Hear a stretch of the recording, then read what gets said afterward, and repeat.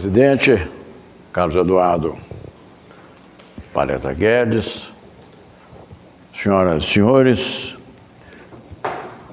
que compõem o Instituto Santo Tomás de Aquino, é a segunda vez que tenho a honra de comparecer a essa casa.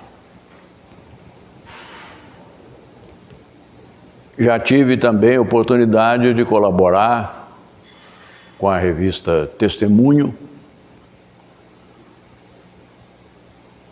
já há alguns anos, escrevendo um texto sobre o Sesc Centenário de Rui Barbosa e Joaquim Nabuco. Por isso, e por muitas outras razões, eu me sinto sumamente honrado com o convite para voltar ao Instituto Santo Tomás de Aquino e quero saudar, em especial, o seu ex-presidente, meu velho amigo, Alberto Arbex, nesta oportunidade. O tema sobre o qual discorrerei é a política em Minas ao longo da história. Tema, portanto, que foi objeto do livro referido pelo nosso Carlos Eduardo, A Política em Minas, cuja segunda edição foi lançada pelo Conselho Editorial do Senado da República este ano, tendo saído a primeira vez pelo Departamento Cultural da Assembleia Legislativa de Minas Gerais em 2018. É evidente que eu não me proponho fazer um resumo do livro, mas terei, naturalmente, o livro como norte da minha exposição. Procurarei dividir essa exposição em 3 tópicos, focalizando no primeiro a vocação e a sensibilidade dos mineiros em relação à política. Tratando no segundo tópico dos momentos importantes da presença de Minas na política. E por derradeiro, no terceiro tópico, concluindo a exposição, eu farei comentários sobre o que considero o declínio da influência de Minas na política brasileira.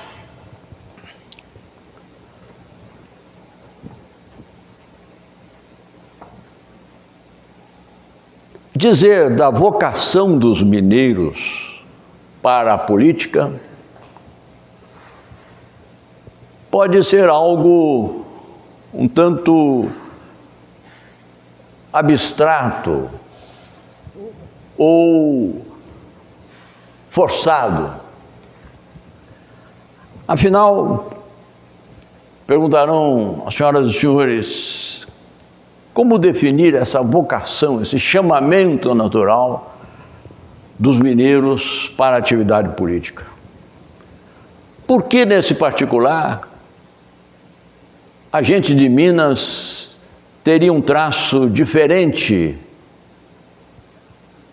do povo de outros estados? Mas tão relevante foi no passado a contribuição de Minas para a política nacional,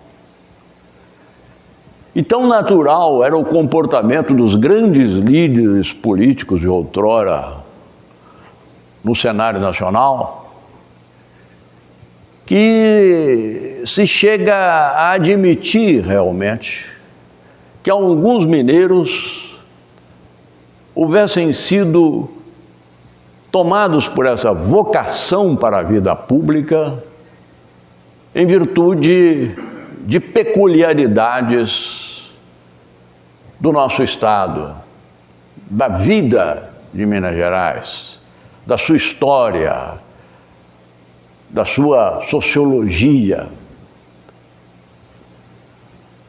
E eu,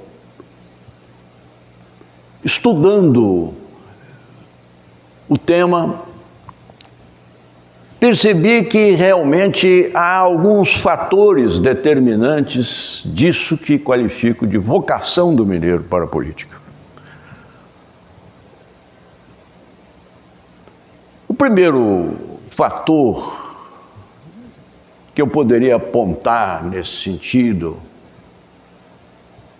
que por si só não explica a vocação dos mineiros, mas mostra como as condições da vida social em Minas favoreceram o advento de líderes políticos, é o fator gregário, é o fator urbano, ou seja, resulta da formação em Minas, já no século XVIII e no começo do século XVIII, as duas primeiras décadas dos anos 1700, de centros urbanos que logo foram ganhando importância, até por motivos de ordem econômica, especialmente a mineração. É interessante observar que entre 1711 e 1718 surgiram em Minas 8 importantes vilas. E as vilas, desde o Brasil colônia e até mesmo no Império, eram centros políticos, tinham a sua Câmara Municipal. A diferenciação entre vila e cidade não era tão relevante. Assim nós tivemos, com esse rápido desenvolvimento de núcleos urbanos em Minas, a Vila do Carmo, ou Mariana, a mais antiga cidade do estado, a Vila Rica, Ouro Preto, a Vila de Sabará, a Vila de São João del Rei, antigo arraial do Rio das Mortes, a Vila Nova da Rainha, Caeté, a Vila do Príncipe, a cidade do Cerro, berço de tantos mineiros ilustres, a Vila de Nossa Senhora da Piedade, Pitangui, a Vila de São José, depois Tiradentes, todas essas vilas surgidas, como disse, nas duas primeiras décadas do século XVIII. E é evidente que os aglomerados urbanos facilitam o desenvolvimento das relações políticas. Esse é um fator apontado até pelos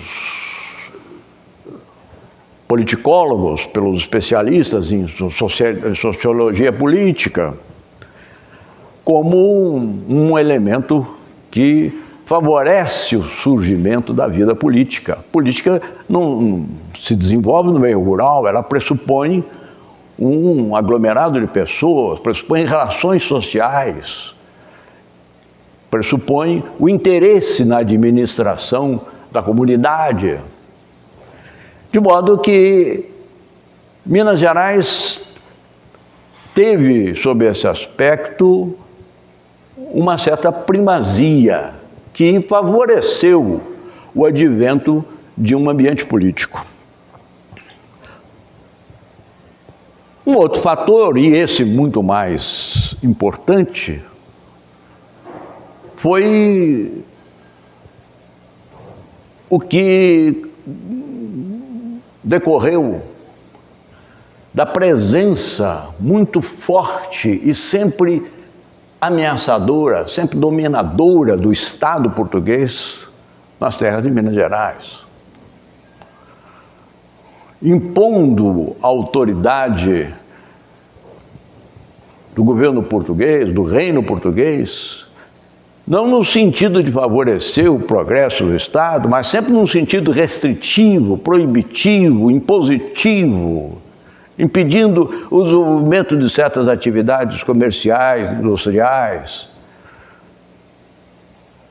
estabelecendo tributos extremamente odiosos, e foi essa uma das causas, não a única, mas uma das causas da Inconfidência Mineira que surgiria no final do século XVIII. Nenhuma outra capitania na época sentiu a presença tão forte do Estado como Minas Gerais. Um terceiro fator teria esse de influência mais remota, mas de qualquer maneira significativa, foi o da expansão cultural. Dizia Batista Pereira, ilustre diplomata, genro de Rui Barbosa, que Minas não foi pioneira no ensino superior. Como é sabido, as primeiras faculdades de Direito surgiram em Olinda e São Paulo, a primeira faculdade de Medicina, creio que na Bahia. Mas Minas, não obstante, era o estado, ou melhor, desculpe, era o lugar, era a capitania, depois província, finalmente estado, em que as humanidades eram mais bem estudadas, mais amplamente difundidas. E exemplo disso são o Colégio do Caraça, fundado ainda no século XVIII, no final do século XVIII, e que, salvo uma interrupção no início do século XIX, funcionou durante muitos anos, e por ele passaram grandes figuras da política de Minas, ex-presidentes da República, como Arthur Bernardes, Afonso Pena pai não, mas Afonso Pena Júnior, que foi ministro, foi deputado, e outros muitos políticos. E também uma contribuição significativa deu o Seminário Lazarista de Mariana, que se tornou ali um centro cultural relevante. Fala-se muito, e isso contribuiu para a difusão das ideias libertárias da Inconfidência Mineira no final do século XVIII, nas bibliotecas existentes em Minas Gerais. Os estudiosos da história e da literatura dão muita ênfase ao fato de que em Minas existiam no século XVIII bibliotecas amplas, em Mariana, em Ouro Preto. E esse terá sido também um outro fator a contribuir para a formação cultural dos mineiros e, por via de consequência, do surgimento de líderes. É importante destacar, aliás, que uma das notas dominantes entre os líderes mineiros, assim do Império quanto da Primeira e da Segunda República, foi o alto nível intelectual. Muitos políticos mineiros tornaram-se juristas eminentes, membros da Academia Brasileira de Letras. Basta citar o caso de um político mineiro de Juiz de Fora, que foi ministro do Supremo Tribunal Federal e membro da Academia Brasileira de Letras, João Luiz Alves, tio do meu saudoso professor João Luiz Alves Valadão. E assim, muitos nomes mineiros tiveram destaque na política. Mencionei há pouco Afonso Pena Júnior, também membro da Academia Brasileira de Letras, autor de obras importantíssimas, filho de Afonso Pena, o ex-presidente. Por fim, um outro fator que não pode ser ignorado na formação dos políticos mineiros é o que se traduz no legado da Inconfidência Mineira. Os políticos mineiros sempre foram muito ciosos dos ideais de liberdade, revelando na sua formação cultural a influência deixada pelos inconfidentes. Há, como dizia Milton Campos, uma constante liberal na formação dos políticos mineiros. A que fugiram, aqui e ali, um outro nome, sobretudo em tempos mais recentes. Mas o legado da Inconfidência foi também muito importante. E não podemos deixar de salientar que com a Inconfidência surgiram os primeiros líderes políticos mineiros. Cláudio Manuel da Costa, morto, como sabem, na prisão em Ouro Preto. Tomás Antônio Gonzaga, Inácio Alvarenga Peixoto, os três juristas da Inconfidência. E mais ainda, uma figura importantíssima, que segundo os estudiosos, é a segunda grande figura da Inconfidência mineira, o padre Luiz da Silva Vieira, que foi o Vieira brasileiro, o Vieira da Inconfidência, que com destemor pregou a libertação do Brasil e de Portugal do púlpito em Mariana e Ouro Preto. De modo que essas circunstâncias que eu acabo de sumariar hão de ter contribuído, sim, para o surgimento em Minas, desde a República, de grandes nomes da política. Terei oportunidade em seguida de focalizar alguns desses nomes e mostrar a importância que eles tiveram em episódios marcantes da vida do Império.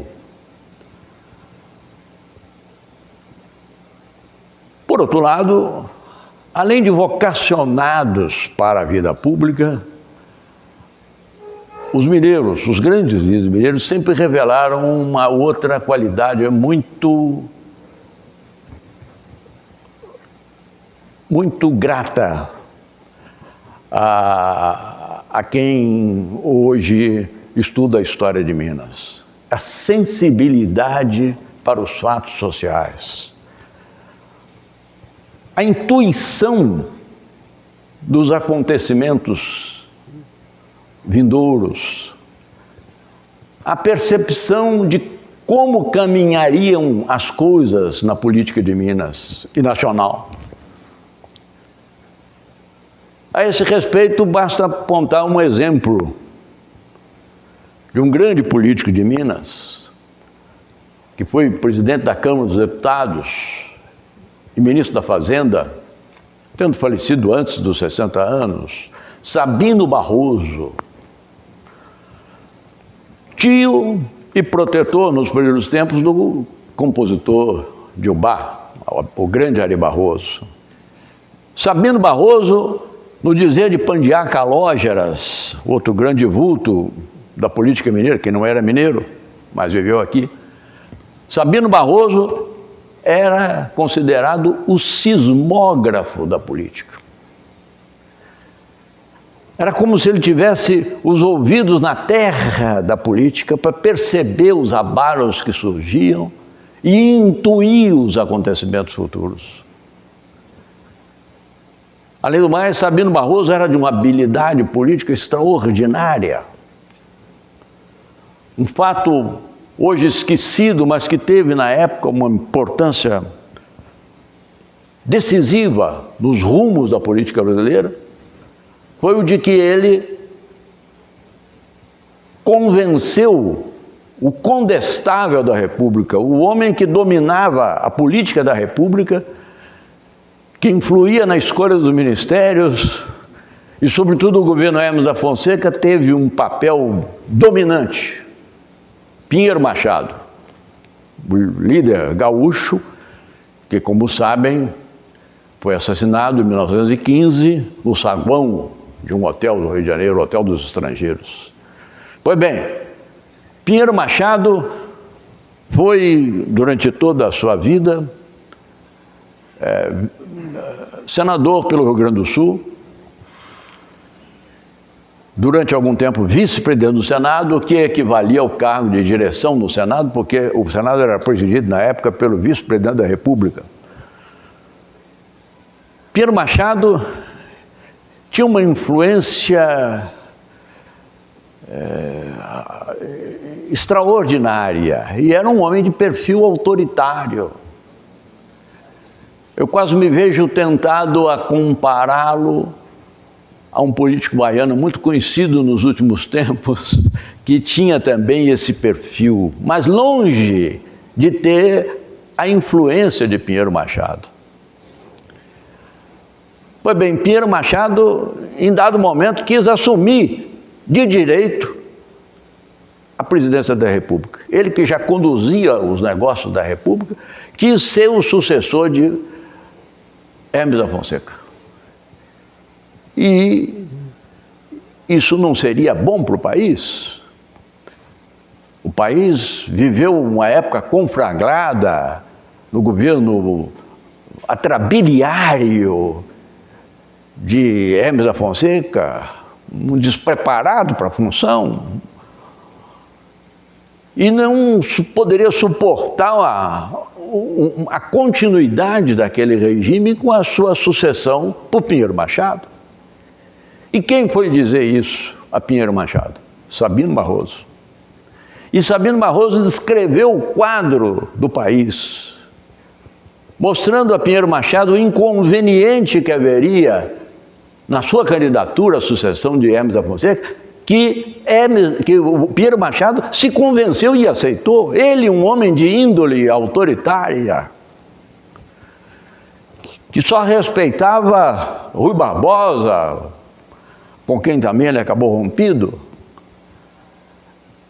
cuja casa no Morro da Graça, no Rio de Janeiro, ali nas mediações do Flamengo, o Morro da Graça era um centro de poder que rivalizava com o Catete, sede da Presidência da República. Tal era a força de Pinheiro Machado. Pois Pinheiro Machado, esse homem de perfil autoritário e dominador, cedeu à ponderação de Sabino Barroso. Então, por isso e por outros feitos, Sabino Barroso era um homem de grande influência na política mineira. Nesse livro eu conto um outro episódio que, se me permitem, pelo seu aspecto curioso, eu vou repetir.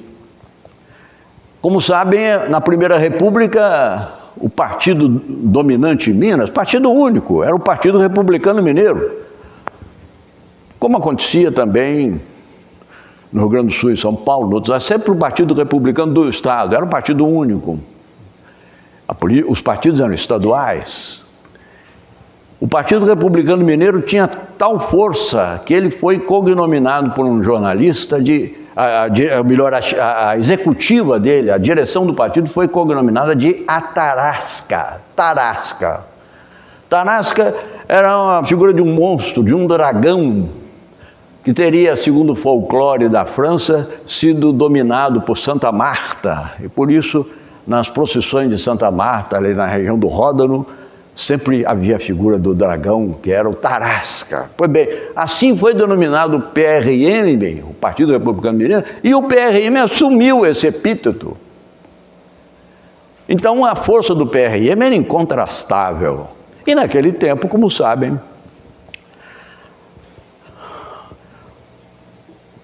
o que valia não eram bem as eleições, era a indicação dos candidatos, porque as eleições se processavam segundo a vontade do partido dominante. E se a vontade do partido dominante não fosse atendida, a Câmara dos Deputados, a que competia a homologação dos nomes, não aceitava o candidato eleito, como tantas vezes fez na chamada degola de candidatos. Pois bem, Sabino Barroso, ministro da Fazenda, indicou como candidato a deputado federal uma figura de um jornalista, funcionário da Câmara dos Deputados, um intelectual de muito valor, Joaquim Salles.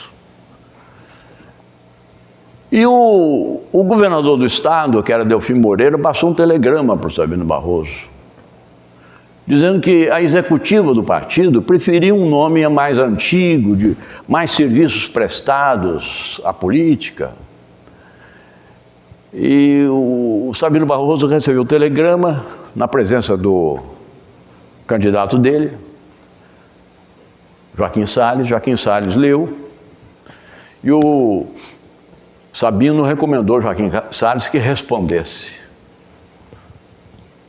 Ditou a resposta: meu candidato é Joaquim Salles. Joaquim Salles ainda perguntou para ele: ponho abraços? Diz o Sabino Barroso: não, nem abraços nem saudações, em seco. Pois bem, 24 horas depois, chegava-lhe um telegrama do governador, dizendo que a executiva do PRM, por unanimidade, havia aprovado o nome do senhor Joaquim Salles como candidato a deputado federal. Isso mostra o prestígio, a influência de Sabino Barroso, que decorria exatamente das suas qualidades inatas de político, dessa capacidade de perceber a evolução dos fatos políticos. E assim foram outros políticos mineiros. Aos Soares, que veio depois, a quem eu faço muitos reparos, o reparo que eu, estudioso da política mineira, faço aos políticos daquela época, que era o de haverem levado Minas Gerais, nas duas ocasiões, em 10 e em 19, a se opor à candidatura a presidente da República de Rui Barbosa. Pois bem, essa sensibilidade dos políticos mineiros pode ser traduzida de outra forma, dizendo-se que eles tinham aquilo que, a meu ver, mais falta aos políticos de hoje: o senso comum. O senso comum difere do bom senso. O bom senso envolve o raciocínio, a maneira de agir. O senso comum é a capacidade de identificação com a coletividade. Capacidade de encontrar, de sintonizar-se com o sentimento comum. E os políticos mineiros tinham isso, essa virtude, o senso comum, que hoje tanto falta aos nossos políticos.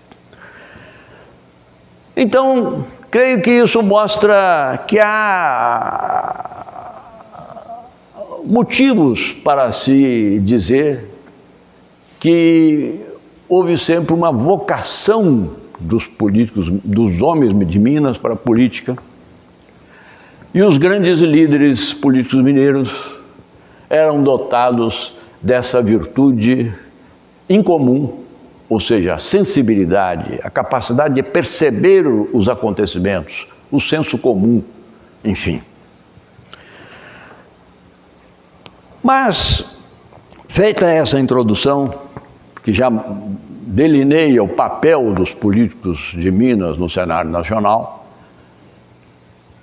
eu quero destacar alguns momentos importantes da presença de Minas na política, desde o Império.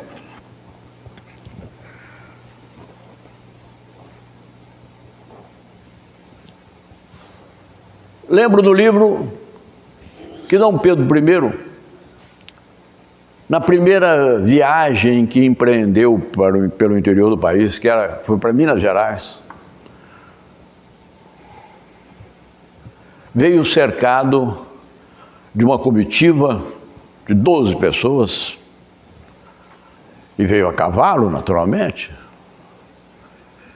E dentre essas 12 pessoas, 4 eram políticos, eram assessores, e todos eles eram mineiros. Hoje lê-se no jornal que o presidente da República viajou para a ONU levando uma comitiva de 100 pessoas. Dom Pedro I veio a Minas a cavalo com 12 pessoas. todos os assessores eram mineiros. Um dos quais o padre Belchior, que se tornaria confessor de Dom Pedro I e que estaria ao seu lado naquele episódio da independência, que teria sido quem dera na época a palavra decisiva a Dom Pedro diante dessas notícias que chegam da corte. Não há outra solução senão Vossa Majestade proclamar a independência. O padre Belchior foi uma figura importante na política, foi eleito depois para a Assembleia Legislativa Constituinte de 1824 e era natural ou pelo menos iniciou sua carreira eclesiástica em Pitangui, frequentando assim o solar da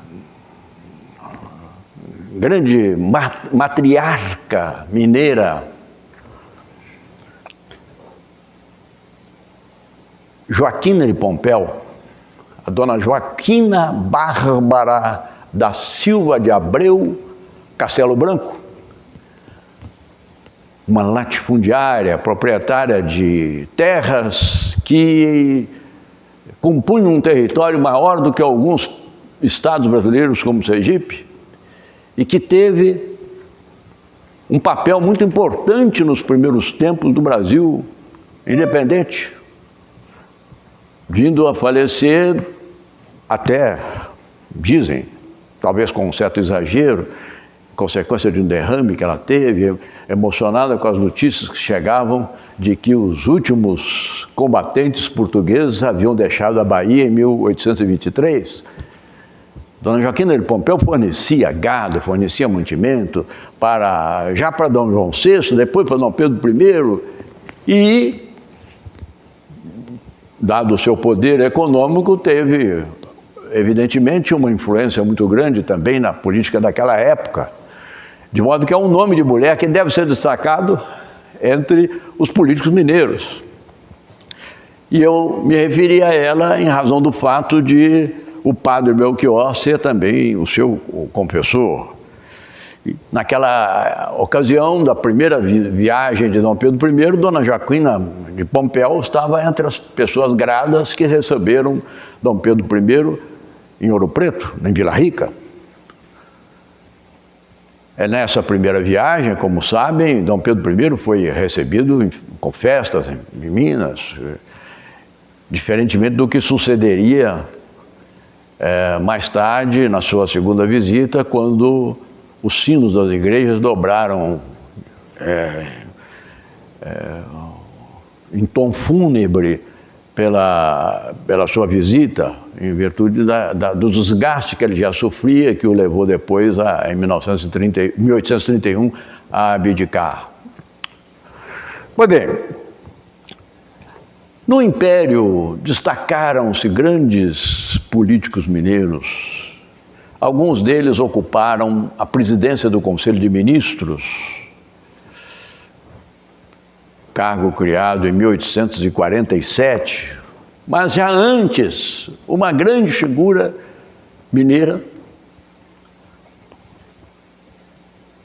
exerceram um papel análogo ao de presidente do Conselho, de primeiro-ministro, sem que o cargo existisse.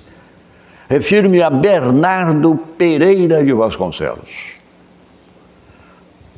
uma das maiores figuras da vida pública e da intelectualidade mineira. Jurista eminente. Ele foi o autor do Código Penal de 1830, o primeiro Código Penal brasileiro. E esse código foi tão bem feito, despertou tanto a curiosidade dos juristas da época, que consta, e isso eu já li em mais de um autor, que juristas alemães procuraram aprender português para ter acesso ao Código Penal de Bernardo Pereira Vasconcelos. Foi Bernardo Pereira Vasconcelos quem concebeu o Superior Tribunal de Justiça, de que se originou o nosso Supremo Tribunal Federal. Bernardo Pereira Vasconcelos foi o autor do Ato Adicional de 1834.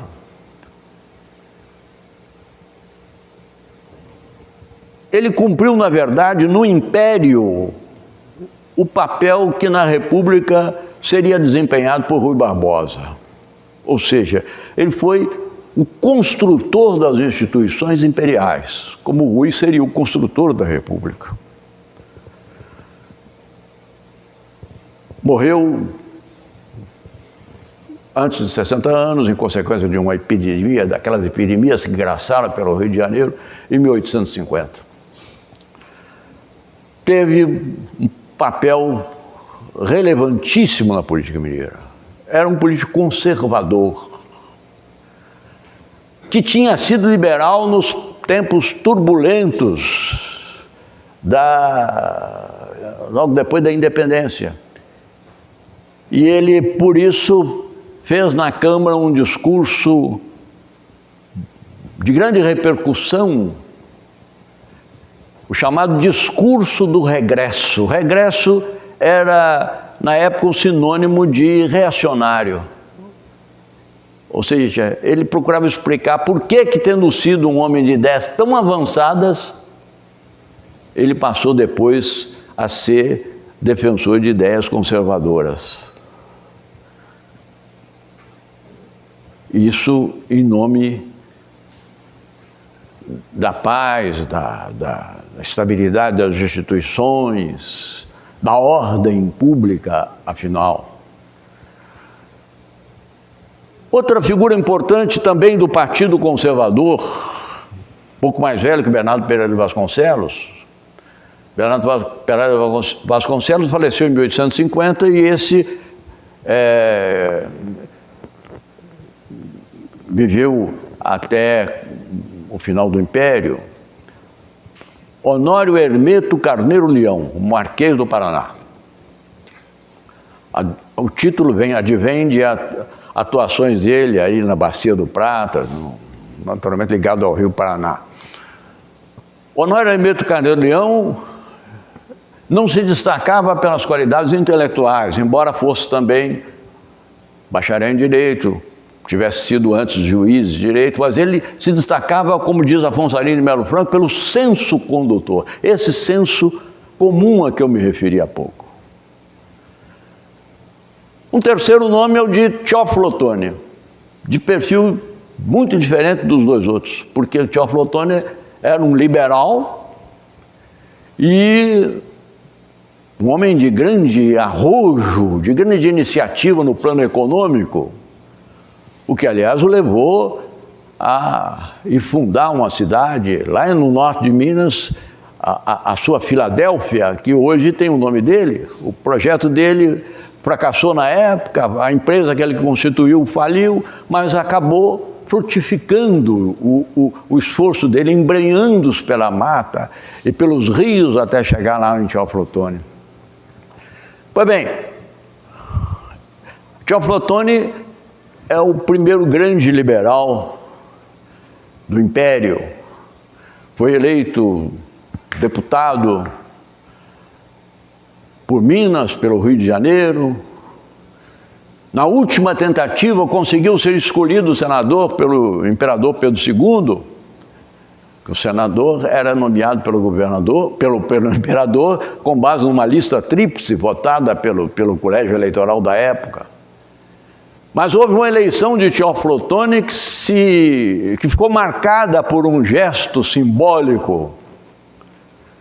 Foi a última eleição dele para deputado, em que ele concorreu ao mesmo tempo no Rio de Janeiro e Minas, e optou pelo mandato do Rio de Janeiro, onde ele fez uma campanha política que terá sido a primeira campanha política da nossa história, desfraldando um lenço branco com que ele acenava para o povo, num gesto que seria reeditado muitos anos depois, na sua primeira campanha à presidência da República, pelo brigadeiro Eduardo Gomes. Pois bem, Afonso Arinos tem uma frase muito expressiva em que ele mostra o papel desses três vultos do Império na política brasileira. Diz ele: Bernardo Pereira de Vasconcelos representou a ascensão. O Marquês do Paraná, Honório Hermeto Carneiro Leão, a estabilidade. E Teófilo Otoni, a transformação. Eu acrescentaria um outro político mineiro, grande jurista, que foi também um grande estadista, esquecido aí por Afonso Arinos, Lafayette Rodrigues Pereira, natural de Queluz, cidade que hoje tem o nome de Lafayette. Lafayette Rodrigues Pereira foi um jurista notável, considerado por Rui Barbosa o maior jurista do seu tempo. O Rui tinha por Lafayette um grande respeito. Lafayette era mais velho, 15 anos. Lafayette eu colocaria nesse rol como representativo do fator equilíbrio, porque ele era o homem do direito, o homem do ordenamento jurídico, homo jurídicos, como eu qualifiquei num trabalho editado há poucos anos, a biografia de Lafayette Rodrigues Pereira, que foi escrita a 6 mãos, por 2 historiadoras de Belo Horizonte e por mim na parte do Lafayette jurista. Então Lafayette era o homo jurídicos. Ele encarnava o pensamento jurídico e dominava o latim, a filosofia, o primeiro divulgador no Brasil da obra de Kant, polemista extraordinário. Ele se bateu com Silvio Romero numa polêmica que depois resultou na publicação do livro Vindicie, em que ele combatia as ideias materialistas de Silvio Romero e, noutra parte, defendia a obra de Machado de Assis. Lafayette foi esse o nome que Afonso Arinos não aponta, que eu colocaria ao lado dos 3 outros, formando esse quarteto extraordinário. Um representando a ascensão, Bernardo Pereira de Vasconcelos. Outro, a estabilidade, o Marquês do Paraná. O terceiro, Teófilo Otoni, a transformação. Lafayette, o equilíbrio. Esses, entre muitos outros, nomes de Minas do Império que devem ser referidos. Na República Velha, de 1889 a 1930, sem esquecer o movimento republicano e a presença de Minas.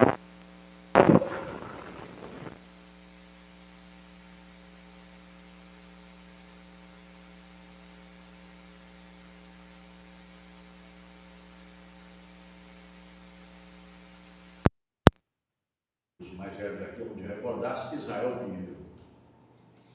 Pois bem, a política em Minas, na República Velha, desenvolveu-se em torno de 2 sentimentos.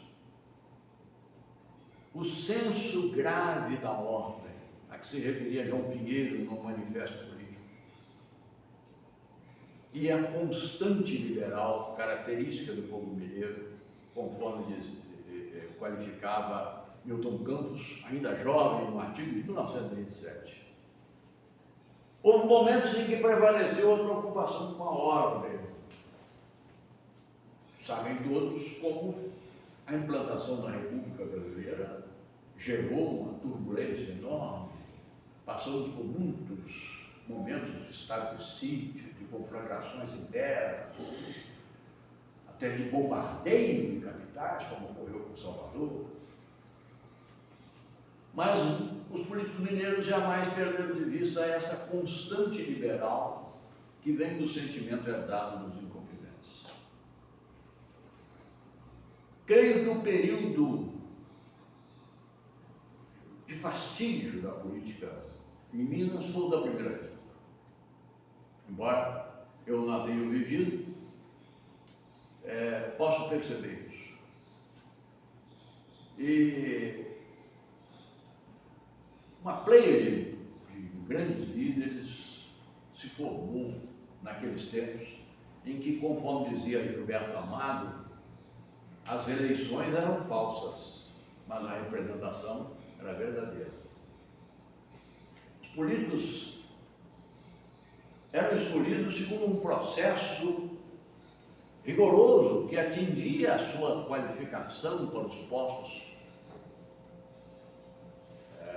que iriam ocupar. Longe estávamos ainda de viver esse populismo degradante que o país hoje conhece. Seria enumerar um rol infindável de nomes, mencionando os grandes políticos de Minas. Afonso Pena, nosso primeiro presidente, que antes havia sido vice de Rodrigues Alves. Silviano Brandão, foi presidente do Estado, médico, um dos fundadores da Faculdade de Direito da UFM de Minas Gerais, porque ele era professor de Medicina Legal.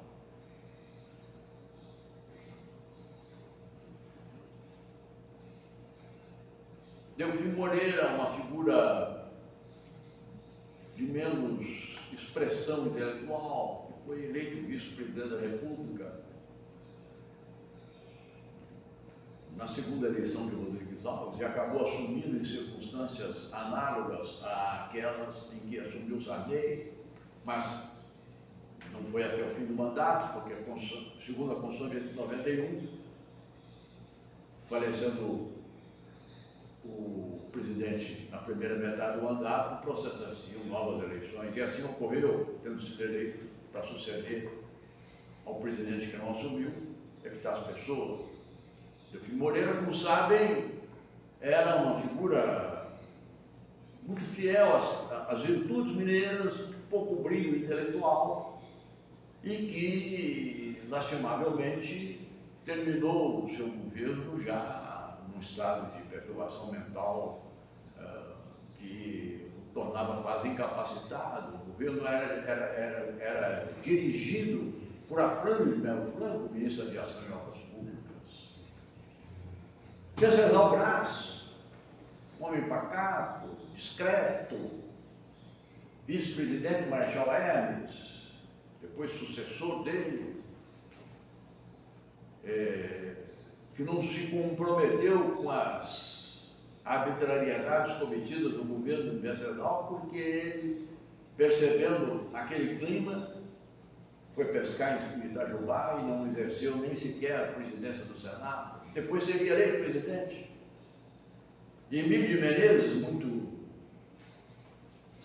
muito satírico, dizia que era o único exemplo que ele conhecia de servidor promovido por abandono de emprego, porque o Venceslau pouco exercer a vice-presidência, mas acabou assumindo a presidência e foi um nome importante naquele momento da Primeira Guerra Mundial, assegurando a paz ao país. E assim, outros nomes, Bernardes, feitio autoritário, como todos sabem, Raul Soares, um nome de grande brilho intelectual, professor de português em Campinas, que acabou vindo para Minas em 1910 para assumir a liderança do grupo político dele em Visconde do Rio Branco, em virtude da morte de um irmão assassinado. E ao longo de apenas 15 anos, porque ele morreu muito cedo, problema grave, doença que perdurava, aliás, descreve no seu livro de memórias, porque era estudante de medicina em Belo Horizonte, quando do falecimento de Raul Soares. Raul Soares em 15 anos, cumpriu uma trajetória política notável, culminando como presidente do Estado, cargo equivalente do governador, que ele exerceu durante menos da metade do mandato. Raul Soares era um homem de muito mais intuição, dotado de uma capacidade de percepção do futuro muito maior do que Bernardes e outros. Fez muita falta a Bernardes no governo, porque enquanto Bernardes era presidente da República, ele era presidente do Estado. E uma observação muito importante de Pedro Nava, no seu livro, um dos seus livros de memória, foi essa: com Raul Soares vivo, pode ser que houvesse a Revolução de 30, mas seguramente sem Minas. Porque Minas não se meteria naquela aventura frustrante que foi a Revolução de 30, um movimento imbuído das melhores razões, mas determinado por circunstâncias conjunturais e que redundou numa ditadura assumida por Getúlio Vargas em 1930. Raul Soares foi um desses grandes nomes que não pode ser esquecidos. A Revolução de 30, que me referi, foi, como sabe, um movimento deflagrado por Minas Gerais, Rio Grande do Sul e a Paraíba, mas tendo como figura principal, pelo peso da política de Minas, o nosso Antônio Carlos Ribeiro de Andrada. Eu digo nosso porque era um político de Juiz de Fora, embora nascido em Barbacena. Eu ainda conheci os mais velhos aqui, onde tem recordação da casa dele, ali na esquina da Rua Espírito Santo, com a Avenida de Rio Branco, a casa que ele morava, que era de um pugeno, o palacete dele. Ali se processaram reuniões políticas relevantíssimas, sendo que a deliberação para a formação da Aliança Liberal deu-se ali, numa reunião em que estiveram presentes os grandes líderes políticos da época. A Revolução de 30 foi apoiada por Bernardes, que depois foi perseguido por Getúlio, exilado. O próprio Antônio Carlos acabou perseguido por Getúlio.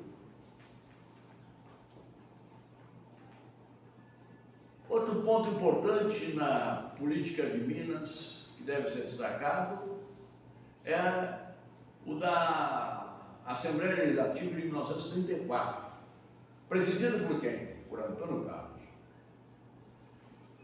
Presidia a Assembleia com um garbo, com uma firmeza, com uma determinação. Foi um político extraordinário, como eu digo no livro, na segunda parte, um político que todos nós talvez tomássemos como exemplo se tivéssemos que escrever sobre uma página do estilo daquela Meu Tipo Inesquecível, ainda que não tenhamos conhecido.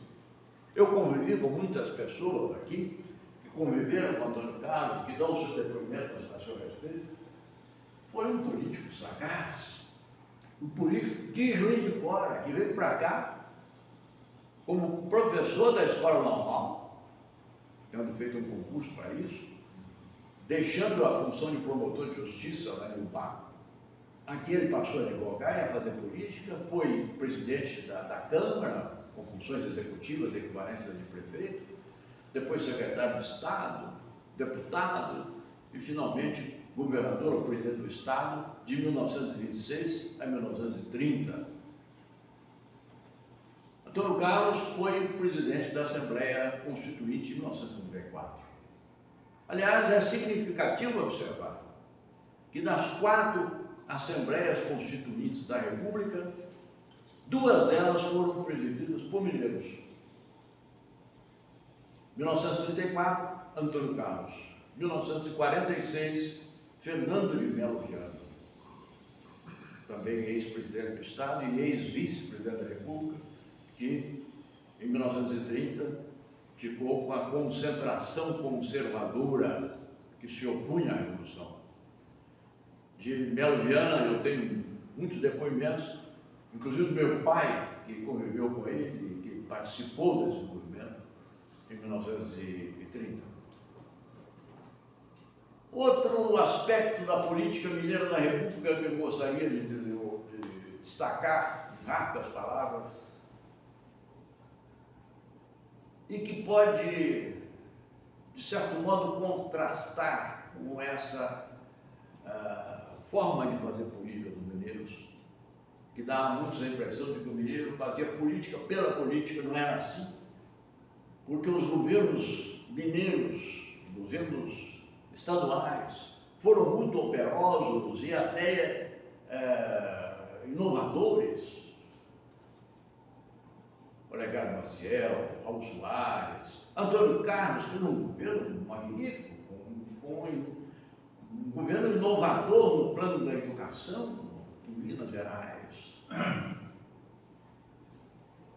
Mas uma nota que também cabe atribuir aos políticos mineiros, pouco referida às vezes, por esses que têm um certo preconceito contra o político mineiro, achando que o político mineiro como disse, fazer da política uma arte sem maior utilidade para o povo. Isso é um ledo engano, porque o traço que eu quero, por fim, destacar na política mineira é o do desenvolvimentismo, cuja maior expressão, sem dúvida, é Juscelino Kubitschek. Mas Juscelino teve um antecessor nesse pensamento desenvolvimentista que ele nutria. Esse antecessor foi João Pinheiro da Silva. Não por acaso o braço direito de Juscelino na construção de Brasília foi Israel Pinheiro, filho de João Pinheiro. João Pinheiro faleceu em 1908, deixando, portanto, o filho Israel ainda menino. Não chegou aos 50 anos, e a morte de João Pinheiro mudou o curso da história do Brasil. Ele morreu mais ou menos na mesma época de Machado de Assis. E a repercussão da morte dele, pelo menos na Câmara dos Deputados, teve muito mais destaque que a morte de Machado de Assis. João Pinheiro seria fatalmente o sucessor de Afonso Pena. Como sabem, a crise que levou Afonso Pena à morte, depois determinou a vitória do Marechal Hermes na campanha civilista contra Rui, a crise foi provocada pelo fato de o presidente Afonso Pena pretender fazer-se suceder por um político de Minas, que não era mineiro, mas nascido do Rio, mas político de Minas, Davi Campista. Aí surgiu a primeira oposição, porque isso quebrava a linha da famosa política do café com leite que vigorava à época, em que Minas e São Paulo se rebelavam.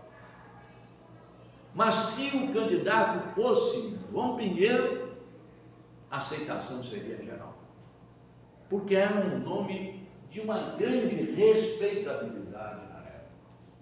E morreu, como morreram Raul Soares, Carlos Peixoto Filho, antes dos 50 anos, creio que 47 anos.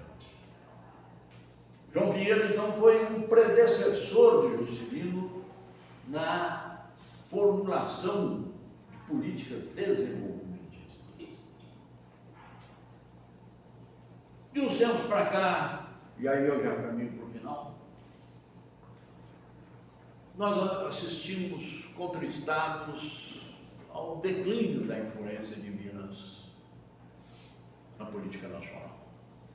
Grandes nomes ainda surgiram, e ainda temos presentemente, mas aquele político que encarnava as tradições de Minas desapareceu.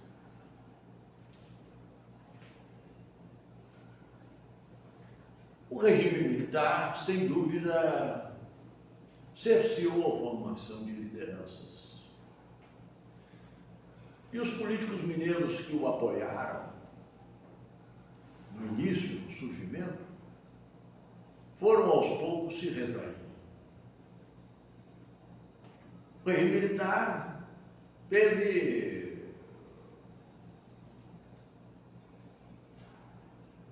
vários vice-presidentes mineiros. José Maria Alckmin, vice do presidente Castelo Branco. Em seguida, Pedro Aleixo, vice do presidente Costa e Silva.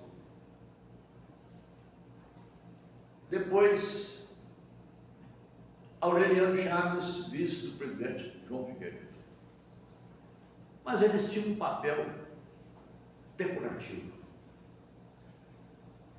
Quando surgiu a oportunidade de um deles assumir a presidência da República, um golpe dentro do golpe impediu que isso acontecesse. Foi o caso de Pedro Aleixo, grande político que vinha da Segunda República.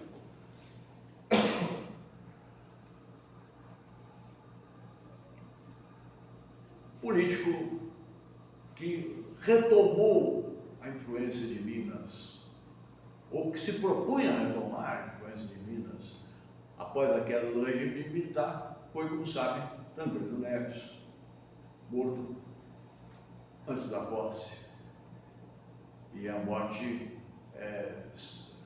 ceifou essa oportunidade, como já acontecera com outros líderes do passado. A partir daí, tivemos a ascensão à presidência em circunstâncias ocasionais de Itamar Franco, que se elegera vice-presidente na chapa de Collor de Mello, numa aliança pragmática e desde o início conflituosa. Tivemos ainda o empresário José de Alencar, vice-presidente de Lula, da Silva, nos dois primeiros mandatos, que não era propriamente um líder político, embora houvesse sido antes senador. Mas, o que, a meu ver, contribuiu decisivamente para esse retraimento de Minas na política nacional foi a lastimável extinção dos partidos políticos pelo ato institucional número 2, que o presidente Castelo Branco se viu forçado a editar para se manter no poder e aí tornando-se refém da alinhadura militar na época. Foi um grave erro. Posso dizer que a extinção dos partidos políticos cortou perspectivas para muitos jovens da época. E eu próprio que tinha na época as minhas ilusões políticas e integrava um dos partidos extintos, nunca mais tive gosto pela militância política. Embora me visse atraído para disputar uma eleição em circunstâncias que só me trouxeram depois do arrependimento, quando eu era ainda jovem, nos idos de 1970. A verdade é que os 4 partidos, dentre os 13 extintos naquela época,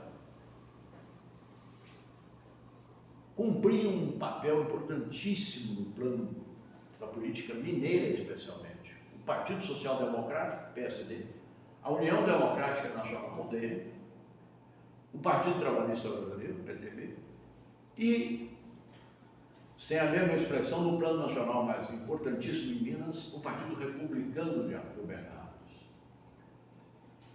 Como sabem, a partir daí nós tivemos arremedos de partidos, a ANA e MDB, e depois partidos que não se consolidaram, ou que se fracionaram e se tornaram, muitos deles, legendas de aluguel. Falta ao Brasil hoje vida partidária. E sem partidos autênticos não se pode ter lideranças políticas. Por outro lado, há um retraimento das vocações para a política. Eu me recordo de uma entrevista de Tancredo Neves, em que, explicando isso, ele dizia: hoje, as atividades empresariais e as profissões liberais, sobretudo a advocacia, oferecem nos grandes centros oportunidades que não existiam no meu tempo, dizia Tancredo. Por isso, muitos valores tendem a caminhar para o campo profissional em vez de enveredarem pela vida política. Um terceiro fator, para mim deplorável, que estiola as lideranças, porque inibem os líderes de falarem, se é que os líderes têm algo a transmitir, é a figura do marqueteiro. Isso é uma contrafação da política.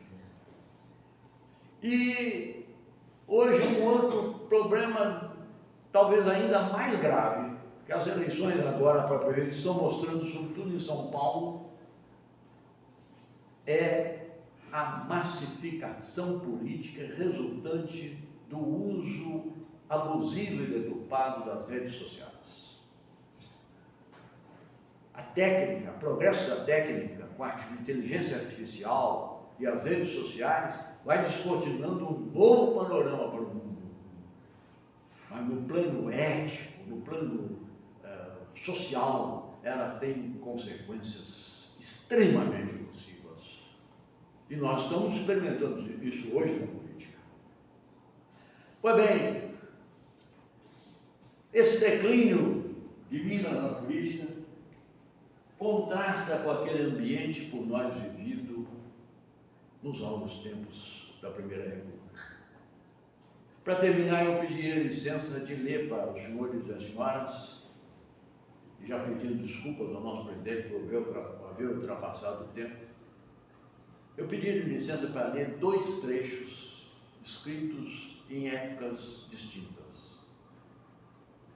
O primeiro, de um grande historiador que foi político em Pernambuco, José Maria Belo, na História da República, que é um clássico da nossa historiografia, em que ele fala do ambiente político em Minas no governo Afonso Pena, 1906-1908. No tumulto dos primeiros anos da República, Minas Gerais conservara-se como uma espécie de zona neutra, para onde acorriam os perseguidos ou ameaçados pelas revoluções e guerras civis. Esforçavam-se os seus governos por viver em paz com o da União e não se empenhar a fundo nas ásperas contendas partidárias estranhas das suas fronteiras. Realmente, Minas acolheu os perseguidos do regime de Floriano Peixoto, e como o estado de sítio implantado no país não alcançara Minas, para que vieram grandes figuras como Olavo Bilac, Carlos Vilaé, políticos e escritores, jornalistas perseguidos pelo regime ou fugindo do regime, em vez de irem para o exterior, vinham para Minas Gerais. Então esse era o ambiente político de Minas na Primeira República, a respeito do qual eu poderia trazer ainda, mas para não alongar, deixarei de fazer um testemunho muito importante de Gilberto Amado. Mas vejam agora esse outro trecho escrito já após o regime militar, pelo maior jornalista político da época, que era Carlos Castelo Branco, na sua coluna O Jornal do Brasil, que eu costumava recortar, o que me permitiu fazer essa citação. O título já é bem expressivo, o título dessa coluna: Minas de ontem e de hoje. E o artigo começa com a seguinte observação: embora tenha sido generalizada por todo o país a quebra de qualidade da representação política, em nenhum estado o fenômeno se tornou tão visível e tão chocante quanto em Minas Gerais. Ou seja, Minas está fazendo falta à política da República. Aquele senso político tido como conservador da política antiga de Minas precisava ser ressuscitado. Nós precisamos ouvir de novo as vozes daqueles políticos que sabiam conciliar o senso grave da ordem com a constante liberal que sempre foi a nossa tradição. Muito obrigado.